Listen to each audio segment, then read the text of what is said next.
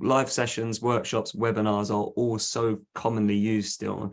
And I think this is where what L&D teams can do meets that thing we spoke about with meeting culture. But how can you best run a live session so that it's accessible for everyone? Everyone gets clarity, everyone gets what they need from the sessions.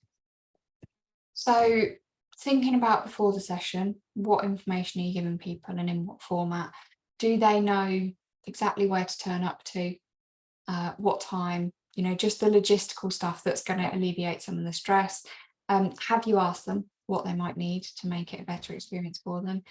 Is there anything optional that they can do beforehand? Do you have to have something mandatory that you're going to ask people to do beforehand? So think about that right from the very start. And then think about what information have you given them? So do people know what the running order will look like? Do they know when they're going to get their breaks? Do they know when their lunch is going to be? Do they know where they're going to have their lunch? Do they know if there's a fridge to put their lunch if we're talking face to face? If it's virtual, are we setting out an expectation of do cameras have to be on? Is it optional to have cameras on? Is it one of those things where you're going to turn up and nobody's camera is going to be on because you're just going to be sat there listening? Giving that kind of information up front. Is there flexibility about how people get to work? So like I said earlier, with group work, is it set in stone that people are going to be working in, this group and that will be it for the rest of the day? Or is it going to mix in between? And how will you communicate that with people? Do people know that that's what's going to be expected of them? Are you putting it out there up front that there will be discussions and that, if that's going to create challenges, let me know and I'll help to facilitate that. Sometimes I've seen where you can have breakout rooms for those with cameras on and breakout rooms for those with cameras off. And so what that means is that it just takes pressure off people. If people want to have an auditory only conversation because that works better for whatever reason, they can do that. Thinking of other things. Mine's gone blank. No, that's all right. Good. I've got a follow-up question for you anyway. Go for it.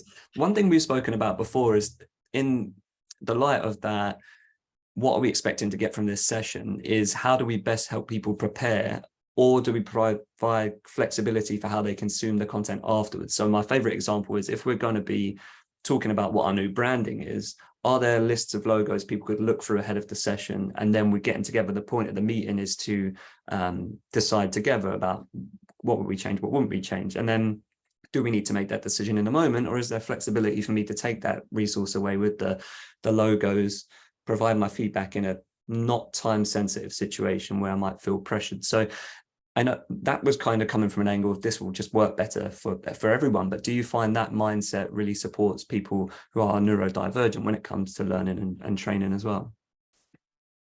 It's an interesting one because it can support a lot of people. However, as somebody who has ADHD, if you sent me something and said this needs to be looked at before, chances are I'm going to forget that needed to be looked at before and not look at it, and then get to the meeting and feel a little bit like, or the training session, and feel a little bit like, everybody's talking about something that I've forgotten about, or I might kind of stress over it. So yes, do it, but with something that kind of gives the option. You can look over this beforehand. If not, we're just going to do this bit of a catch up so that we're not weighting it too heavily. I think the other thing is that it's that flexibility of time, and also flexibility. So with your specific example about brands and kind of offering feedback, the flexibility on time of when do you want to communicate, when do you want to absorb information, when do you want to communicate your thoughts, but also the how. So things like Mentimeter are a really nice way of people being able to just pop their contributions in without their name, without having to talk in front of people. You can add something, you can be engaged, you can be part of and you can choose, you can have that as a word cloud, you can have it so that it puts questions up. And so whether that's a meeting or a training environment, it gives that way of somebody being able to talk. Yeah, I love that. It's more, let's not make one arbitrary mandatory thing swapped for another, like you have to look at this before the session, but here's the optionality, right? That's the best approach. I really like that mindset. Got a great question from Kurt in this subject in the chat, but it's how can learners support trainers preparing for a session? Is there any, obviously can be a two-way street, the feedback system. But is there anything you see working for learners, helping their trainers prepare for sessions ahead of time? So I think in terms of kind of self-advocating, letting the trainer know what's going to really help you, that can be a great one.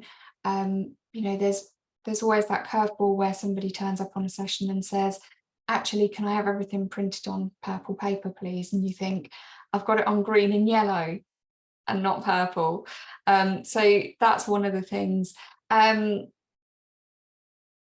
had another thought and it's gone. Let me come back to that. I'll come back to your question. And I thought about the other thing that went a second ago. This is the way my brain works. Dolphin thoughts, I call them, because there's the thought on the surface and then it dips down and you don't see it for a little while and then it dips back up somewhere else, just like a little dolphin. In terms of environment and training, think about all of your 5 senses. So for many people who are neurodivergent, there's either a hyper or hyper sensitivity to your 5 senses. And even the 6th sense as well, so that kind of social and environmental, emotional, all of those things into that 6th sense. So visually, we cover that one quite often. We think about the cluttered slides, we think about the contrast.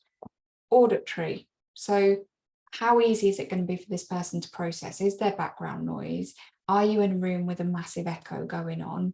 Do you need to, if you're face-to-face, do you need to have a microphone? If you're not face-to-face and actually you're delivering virtually, have you got a decent enough microphone that people are going to be able to listen clearly? Are you putting everybody else on mute? Are you getting rid of those kind of echoes and whatnot?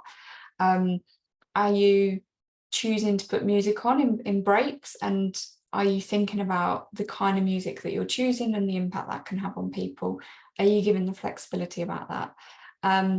Smell. Generally, we're not going to have a great deal to do with that when it's virtual, because somebody's home smell is, or office smell is going to be that smell, and we're not going to. But in terms of the training environment, is there a really overpowering plug-in air freshener in the corner? What impact's that going to have on people? Taste, again, it's not often that it's going to come in, but actually, where are people going to eat their lunch? How's that going to be for people?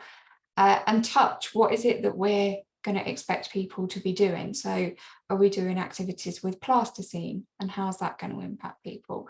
Are we doing things where we're going to ask people to touch each other, and what's that going to be like for people?